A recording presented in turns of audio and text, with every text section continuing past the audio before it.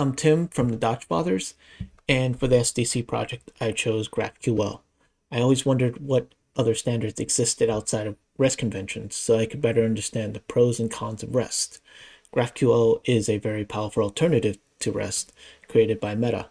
It is both a query language and an API server. It sits between the clients and the servers and the data resources. For example, like REST APIs, microservices, MongoDB, and PostgreSDB. It can also utilize middleware like Express. GraphQL overall solves two very big problems with APIs. One, the maintaining of too many API routes, which becomes a security issue and also creates more tech debt when it comes to scaling. And two, the overfetching and underfetching of data. For example, in this page data, I have nested web page images, but I only want the web page images. But I would have to keep querying the page data just to keep getting the images. This creates overfetching. Overfetching creates strain on data resources and slows down the responsiveness of websites, in particular users with slow data. GraphQL's solution is to let the front-end users specify exactly the data responses they want and executes all the queries in one route, the /GraphQL route.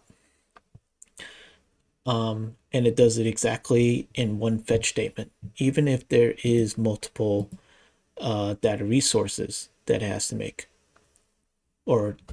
contact with. This is going to create a better user experience. In my implementation of GraphQL, I use GraphQL with Apollo server. In short, Apollo is to GraphQL what Postman is to REST APIs, with the addition of helping quickly spin up standalone server instances and a UI to help generate GraphQL queries. So let's go take a look over here. In this, here we can see this is my Apollo instance, and I can see the things I can query. And then if I click on club, I can see all the data fields associated with it and the data types, essentially the schema. And then in the Explorer sandbox, I can generate the queries, the GraphQL queries that will give me the data responses I want. For example, let's click on clubs, click a couple fields, click the example, and then I get the responses that I want.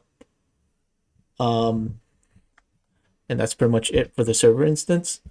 The biggest obstacle I had for GraphQL was that it was an alternative to REST API. It was completely new to me. So I went deep into GraphQL docs to better understand the GraphQL and understand where it actually sits in the app architecture. The project opened my eyes to how many problems REST APIs had, even if REST APIs are the most widely accepted standard. With all this front-end abstraction, there comes always downsides. In short, what you save in writing multiple API routes, you lose in having to write multiple type definitions and resolvers. Here's the resolvers.